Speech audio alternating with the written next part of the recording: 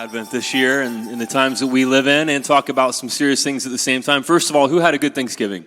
Did you have a happy Thanksgiving? I hope so. Hopefully you feel about 5 pounds heavier like I do, and some folks are like, yeah, I overate on Thanksgiving. And I overate on Thanksgiving and the day after and the day after, and I'm still planning on doing it today. We have a Friendsgiving, actually. Everybody at the well is invited right after the service, essentially, in Queen Creek. That information is in my weekly email. I know we've had cards out there every week, but they've got about 25 people who have RSVP'd, which means it's going to be a lot of people. There are some cards back there if you want to pick one up at the table. Thank you, Pam. And you know how we are as Americans. Nobody RSVPs anymore. So when you have 25 RSVPs, you're going to have a good turnout. So come out and join us, and let's continue the overeating today at our Well Friendsgiving. So it's already the Christmas season. Of course, we always say that, but it's amazing, isn't it, how time just marches on.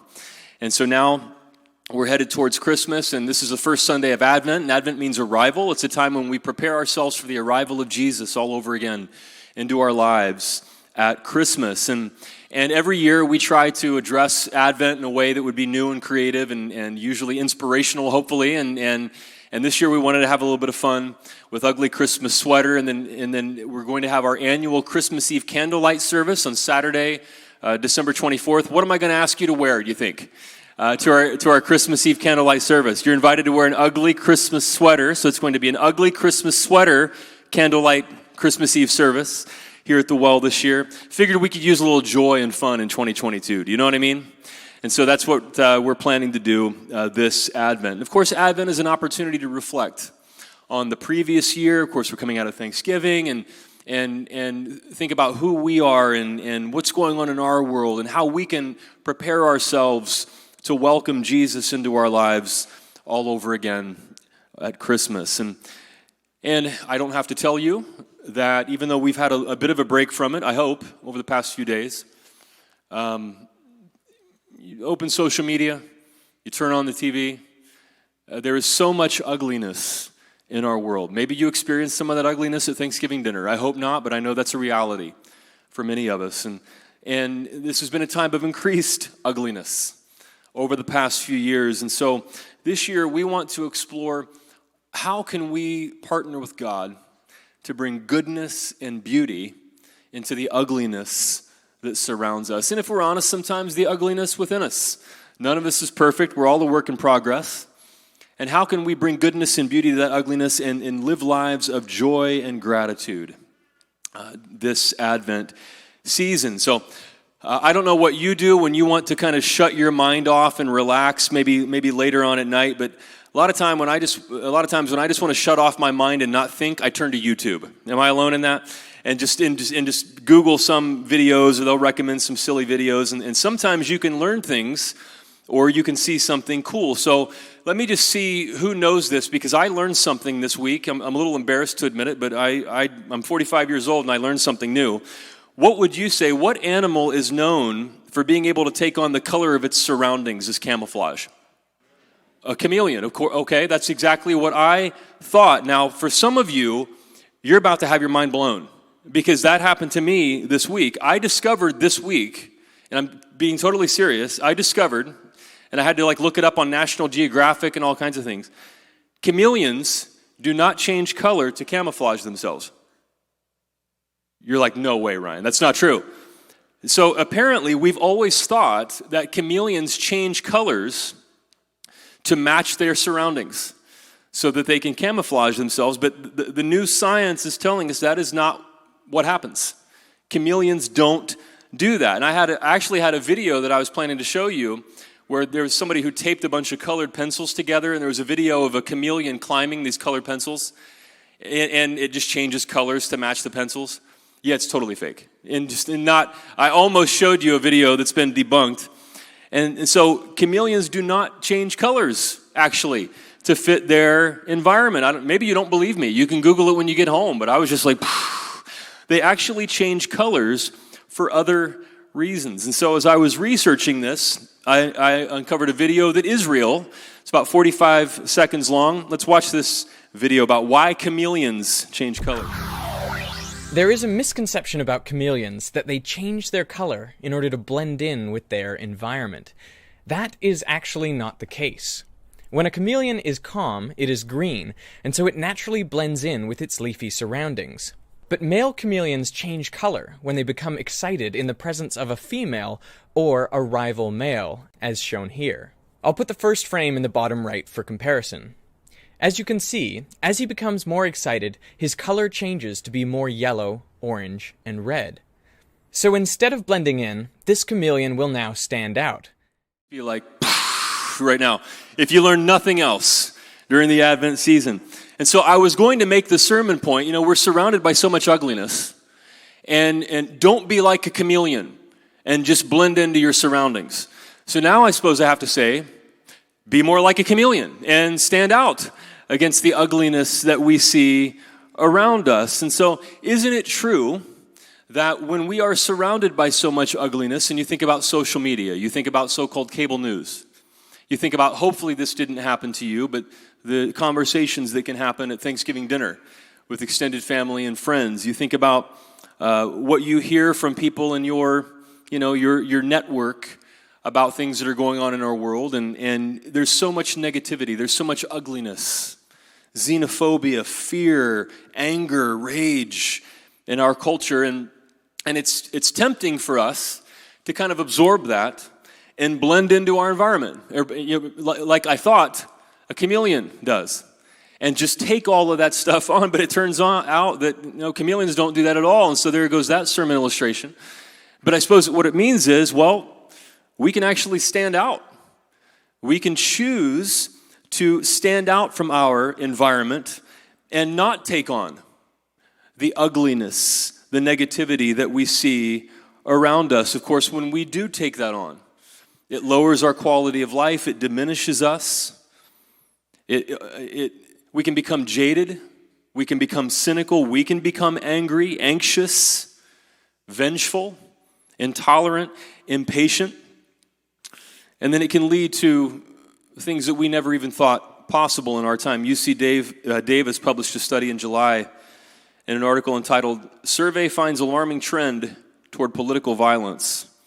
It says, the UC Davis Violence Prevention Research Program reveals alarming trends and attitudes toward violence, including political violence in the United States. The survey is the first of its kind to explore the participants' personal willingness to engage in specific political violence scenarios. These aren't on the screen, but just listen to these. This is UC Davis's findings. 67.2% of Americans perceive there is a serious threat to our democracy. I would agree with that. 50.1% of Americans agree that in the next several years there will be a civil war in the United States. Half of Americans. 42.4% agree that having a strong leader for America is more important than having a democracy. Wow, that's right. 41.2% agree that in America, native-born white people are being replaced by immigrants. 41% of America said something that ugly. 18.7% agreed strongly or very strongly that violence or force is needed to protect American democracy when elected leaders will not. And 20.5% of Americans said that political violence is at least sometimes justifiable. Now again, I feel like I've kind of had a bit of a break over Thanksgiving. We didn't go anywhere. We weren't around extended family. We were just kind of hanging out and eating food and watching football. But we know now what we're going to go back to when the holidays are over and the kind of environment that we live in. And some of these attitudes are just racist and gross and authoritarian and anti-democratic, and we should oppose them. And the question is, how do we oppose those things? If they're violent, does that mean we should be violent back? In our opposition to hatred, do we become hateful? Do we take on the ugliness of our environment? In our opposition to violence, do we become violent? Is that the way we should oppose these things? Perhaps the big picture is to remember why we oppose violence and violent attitudes and this kind of xenophobia and ugliness. Well, we oppose these things, racism and authoritarianism and injustice, because we believe in love. That's why we oppose those things. And we oppose those things because of what we're for. We're for love. We're for goodness. We're for beauty. That's why we stand up and speak out. When we hear racist ideas, when we hear nationalist ideas, when we hear violent ideas, we don't want to be the kind of people who are known by what we're against, and we're just negative all the time. We want to be known by what we're for, and those values, the value of love and inclusiveness, those values are a shining light in our world. But it's easy for us to take on the surroundings, the ugliness of our environment that we find ourselves in. We see things that offend us, that infuriate us, and rightly so. And we're angry. We're put off by that. We're anxious, and we're fearful of other people, fearful of what could happen, and we take that on. And it's so easy, especially if it happens slowly over time, to take on our surroundings. We can commit what's called fundamental attribution error that we've talked about before, and that's an error in our way of thinking that when we struggle with something, we attribute it to outside forces. Like, man, I had a bad morning because traffic was so bad. But if somebody else is having a bad morning, we attribute it to their character. Like, oh, that's a bad person. So if it's us, we'll cut ourselves some slack. And we'll say, oh, no, we just had a bad day. If it's somebody else, we'll say, no, they're bad. It's fundamental attribution error. We're all subject to that, especially people we disagree with, even on things that, are a matter of opinion. It's not racism. It's not authoritarianism. It's just maybe smaller things. We can fall prey to fundamental attribution error and take on the ugliness around us. Sometimes we experience mistreatment at the hands of others, and we take on ugly thoughts about ourselves.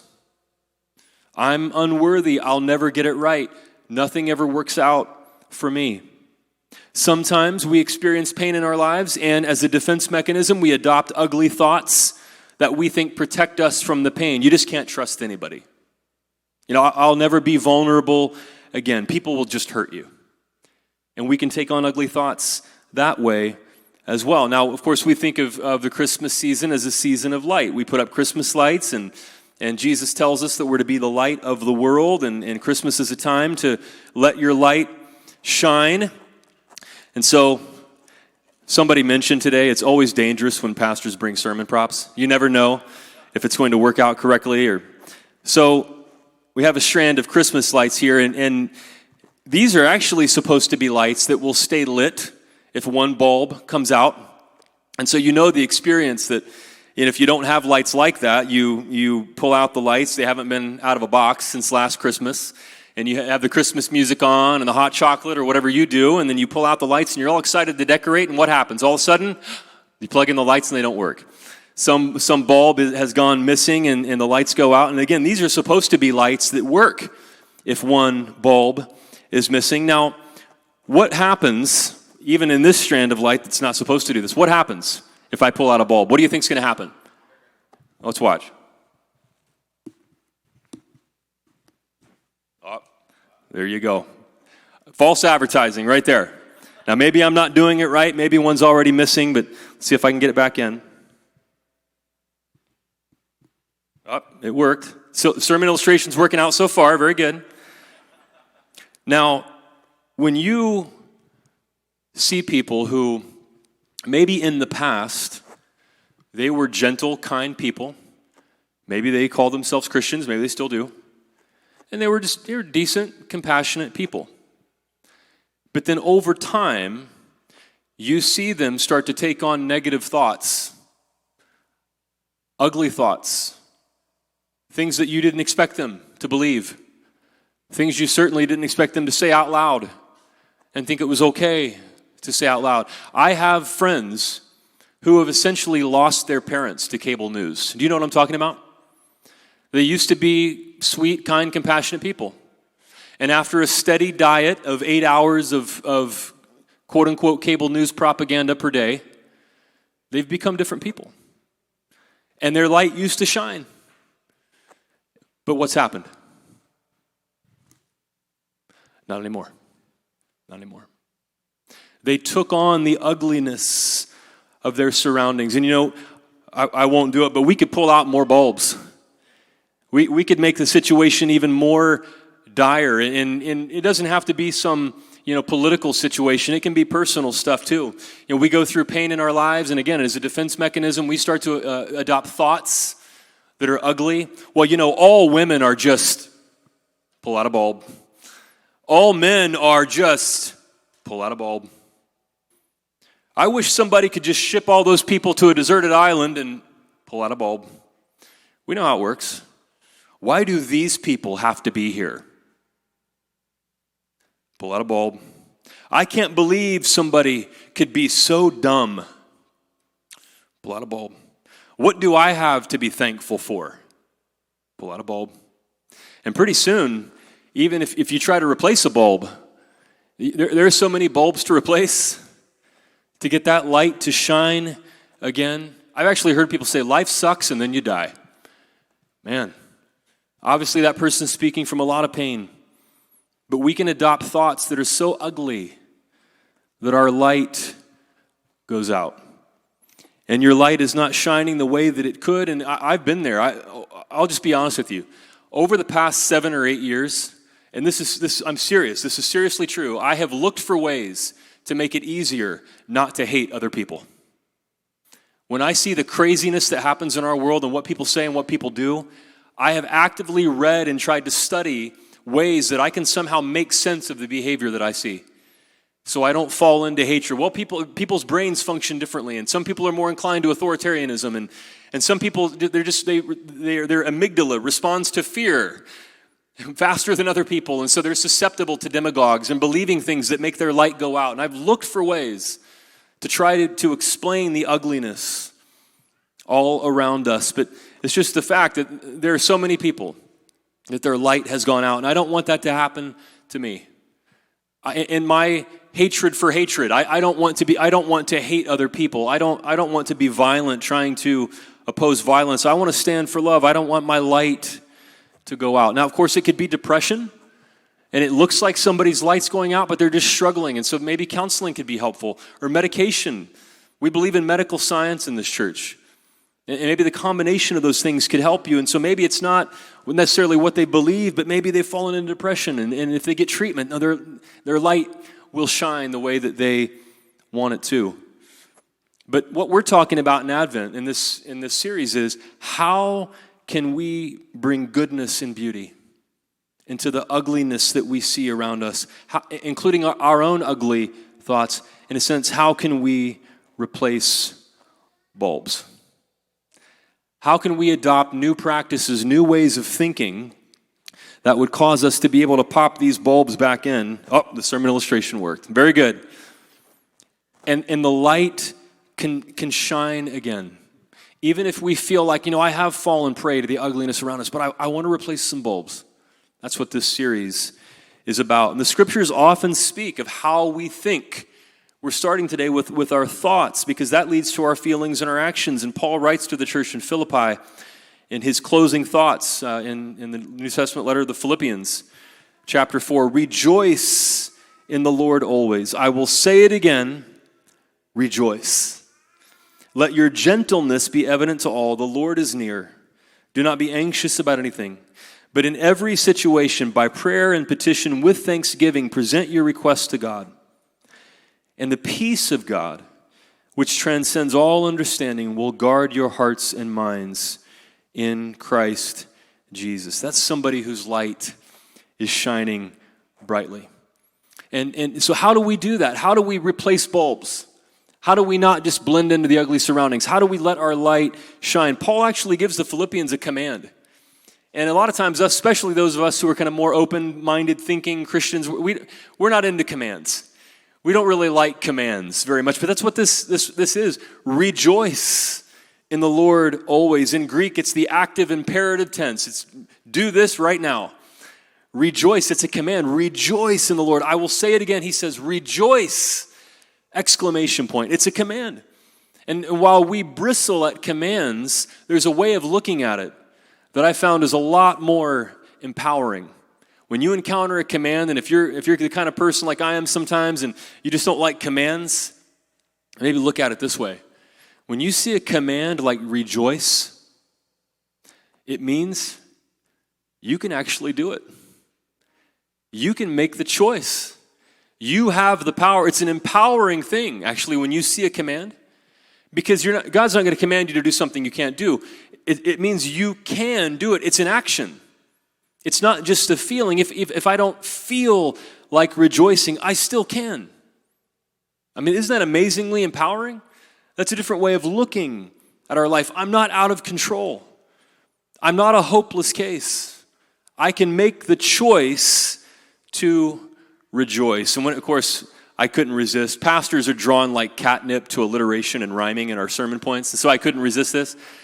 You can make the empowering choice to rejoice. That's what this command tells us. It's a choice. I can make the choice. Even if I don't feel like it, even if I feel like I don't even know how to get started, I feel like the light's not shining, I'm not even sure how to replace bulbs.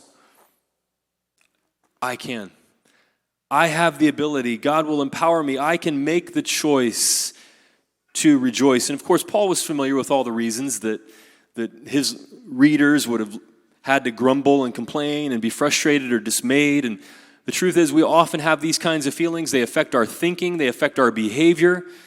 They make us anxious and jaded and cynical. They can make us want to give up.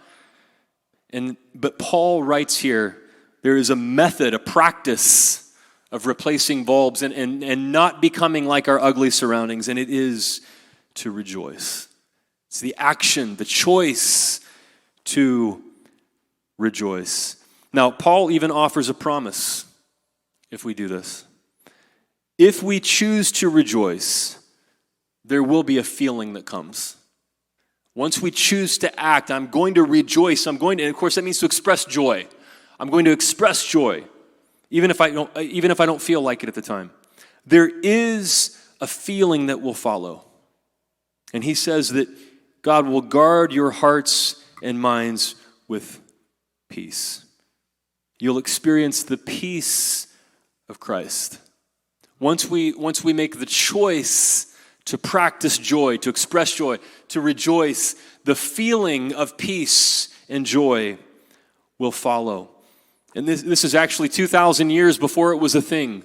This is the basis of cognitive behavioral psychology, that the way I think determines how I feel, and then that determines the way I act.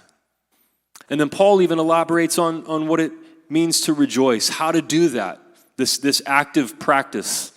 In the next verse, verse 8, Paul writes, "Finally, brothers and sisters, whatever is true, whatever is noble, whatever is right, whatever is pure, whatever is lovely, whatever is admirable," we could say beautiful, the opposite of ugly. "If anything is excellent or praiseworthy, think about such things."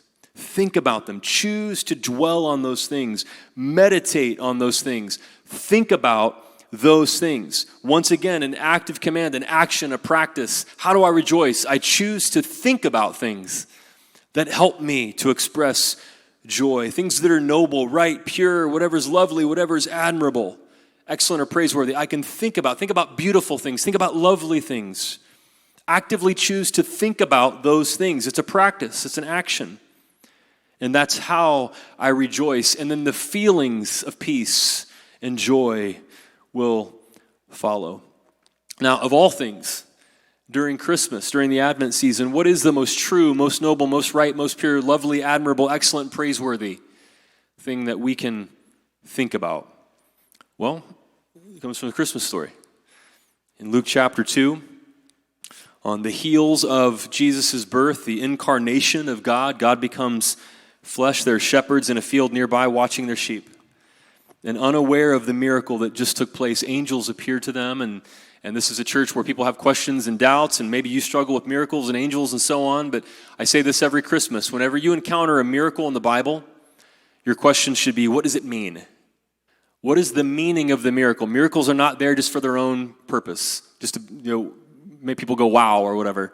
Miracles are there for their meaning. So what does this mean? And so let's read it. Luke chapter 2, verses 8 through 11. "And there were shepherds living out in the fields nearby, keeping watch over their flocks at night. An angel of the Lord appeared to them, and the glory of the Lord shone around them, and they were terrified. But the angel said to them, 'Do not be afraid. Don't fall into the ugliness of fear. Do not be afraid. I bring you what? Good news. Of what? That will cause what? Great joy for all the people.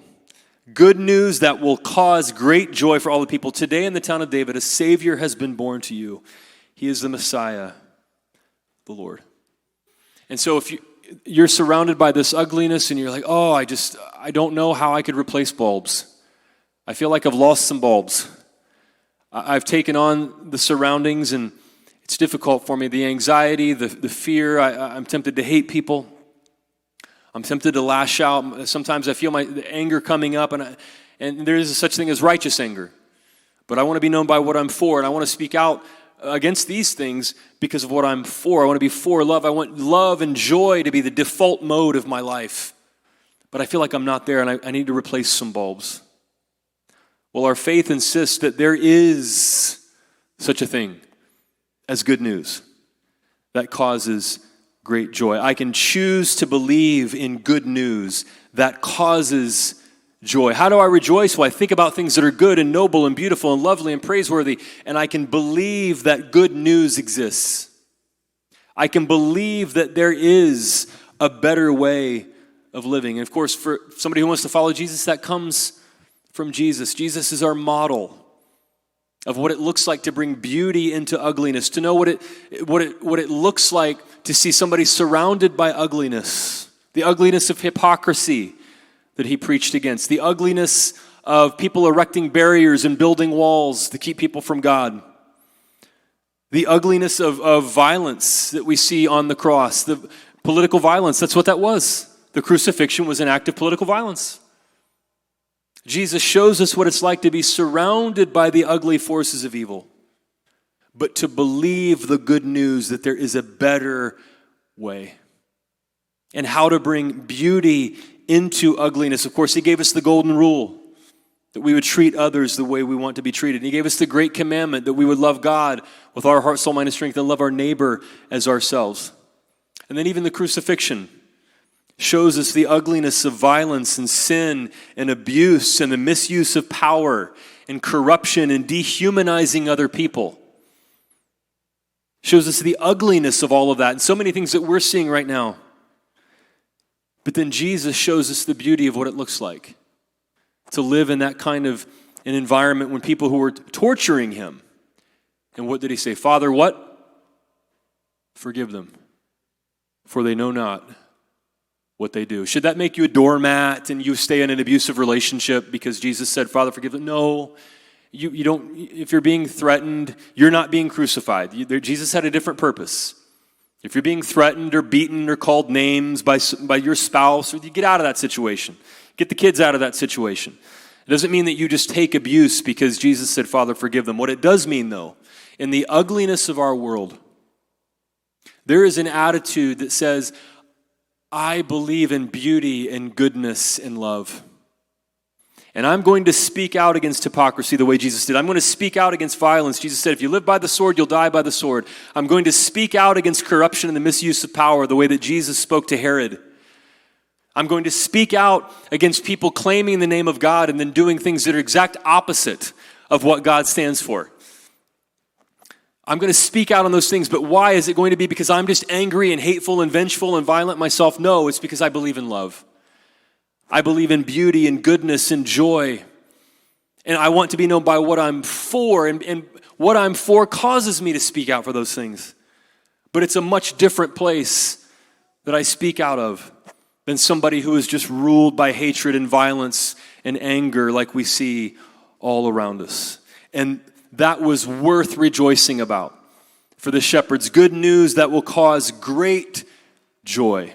That kind of living is good news. That kind of practice is good news. It brings good news that causes joy in our lives. It's a way that we can rejoice. And so in a world of ugliness, we can make the choice to rejoice because we're people who believe in good news. And we can adopt practices that help us to express joy and gratitude. And I'm sure you've heard this quote. It's not joy that makes us grateful. It's gratitude that makes us joyful. Have you heard that quote? Here, coming out of Thanksgiving. It's not joy that makes us grateful. It's gratitude that makes us joyful. Sometimes we think once we get all the things we want that we'll finally be joyful. We think that if things will just go our way, then we can be joyful. This is backward. You know, there are people all over the world who have more than enough and they're still miserable. That's a lie we believe. That just more, and I'll be happy. But we can adopt the practice of reminding ourselves of good news. To make the choice to rejoice, to remind ourselves of God's blessings in our lives. And practical ways to remind ourselves of that. When I was little, I always tell stories about my grandmother because she was such an influence on my life. I lived with my mom and my grandparents until I was 6 years old, and she was like a second mother to me. And when I was little, I remember around Christmas time, she would take every single Christmas card she received and she would tape them up around the doorway. Does anybody else do that? Or have you seen people who do that? And she would tape up, every time a Christmas card came in the mail, she would tape it to the doorway. And then on Christmas Eve, she would host the shindig where all the family came over and we had Christmas Eve together. And by the time Christmas Eve came, I wish this was a picture of her house. This is just a picture I got off of Google to illustrate. I wish I had a picture of her doorway. But by the time Christmas Eve came, the doorway would just be covered with all of these Christmas cards that she taped up. And they were a beautiful decoration, but I'm sure they were there to remind her, to be a physical reminder to her of all the people that she loved. And that there were people who cared for her, and they thought enough to send her a card. And I'm sure that was a physical representation of her relationships, the people that she valued in her life. And that was a practice. Of course, I was a kid. I didn't have the words to think of it that way, but I knew it was cool. There's something about this. This represents people who love us, and there's something to be thankful for. Look at all the people that we value in our life. And it was just one little way around Christmas of reminding herself of something good and excellent and praiseworthy and something that brought joy, something that helped her to rejoice. And so as we wrap up the first week of this series, I want to invite you to do something. If you would pull out your phone. I invite you to pull out your phone. And in the old days, we would have passed out cards and pens to people and asked you to participate in an exercise. But this is something that I've been doing on my phone, and I'm going to ask you to do the same thing. If you would open up the Notes app on your phone, and at the top, like I did, if you would type reasons to rejoice with an exclamation point at the end of rejoice. Reasons to rejoice. And at the beginning of this series, I want to invite you to take some reflective time. We're actually going to take a couple of minutes and do this during the service. But I want to invite you to take some time, and maybe more this afternoon, maybe more this week, and consider the reasons you have to be joyful. And in a sense, maybe those reasons will kind of be like taping them up around the doorway, putting them in the Notes app of your phone, and it can remind you of reasons that you have to rejoice. So, as you start making your list, I invite you to be as specific as you can, and I think I have some examples on the next graphic. And the goal is that maybe you start today, and during Advent, you'd come back to this list, and you would add to it, and maybe by Christmas Eve, you have a long list on your phone. And so these are some of the things I wrote. My first thing I wrote was, the Lord is near. As Paul tells the Philippians, rejoice because the Lord is near. And it just reminds me that my faith tells me that God is near. And God is here. And goodness is here. And I wrote, my faith assures me, insists that there is good news of great joy, that in a world of ugliness, when Thanksgiving's over and we just get back to the nastiness of real life and social media and TV and election recounts and blah, blah, blah, my faith insists that there is good news that causes great joy. At the center of my life, I have a belief about the way life works, and it can work. And like the example of Jesus, I believe in good news. I believe in a way of living that is good news and that causes great joy. And then I put my family members next, and I listed their names. I'm thankful for Hannah and Graham and Grady, and thankful for my friends, and I listed their names. And then I wrote some things about my sons here. further down the list that you won't see here, but things I'm thankful for that I see in them. Things that I see in them that inspire me and that I'm thankful for. And I wrote that I'm thankful for the well. I'm thankful for all of you. I'm thankful for a community like this. And when I think about the well, it helps me to rejoice, to make the choice to rejoice and to believe in good news that there's a different kind of community that's possible in the ugliness that we see all around us. And I thank God for other things. You know, I wrote several things, reasons to rejoice. And so what would that be for you right now? I mean, as you look, what are some things that you're typing right now? What are some reasons to rejoice? Some things that help you to adopt that spiritual practice of rejoicing. And I promise you right now, as you write, I can just hear bulbs popping back into place. Because it's as we do this, as we choose, make the choice to rejoice, we begin to replace ugly thoughts with thoughts that are more beautiful and lovely and motivated by love, motivated by the good news. And our light can shine brighter and brighter. Now, of course, there is beauty all around us, but we live in a time in which we are bombarded by ugliness. And it's easy to adapt to our surroundings and let that ugliness get into us and those light bulbs go out one by one. But we do have the opportunity. Advent tells us, Christmas tells us, the good news tells us to bring beauty into the ugliness and make the choice to rejoice. I invite you to pray with me. God, thank you for a scripture that was written to the Philippians who were having a hard time. This was a group of people in the New Testament who were struggling in many ways, financially, and they were not they were the down and outers, the Philippians. And in an experience of that kind of ugliness, Paul wrote to them, rejoice. It's a command. And while we might bristle at commands, God, the good news of command is that it tells us that we have the power to live it out. We have the ability to do it. It's actually empowering to read a command like rejoice. Because even if we don't feel like rejoicing, we still can. We can tape up the Christmas cards, or we can make that list, reasons to rejoice. And we can intentionally begin to practice rejoicing. Thinking about things that are excellent and praiseworthy and good and lovely and beautiful. And as we do that, God, we begin to replace light bulbs. And our light shines instead of taking on the ugliness we see around us.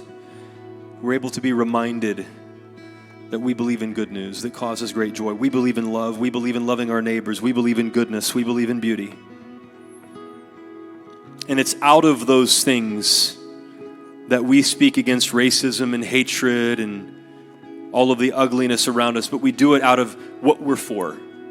Not because we're overcome by hatred or negativity or violence. No, we speak out for what's right and what's beautiful because that's what we're for. That's our default mode. That's at the core of who we are, and that light shines. God, thank you that we have the opportunity here in a time in which we desperately need it. In 2022 America, at the beginning of this Advent, God, to practice rejoicing. And we thank you for the beautiful things that you're going to do as we make the choice to rejoice. In Jesus' name. Everybody said,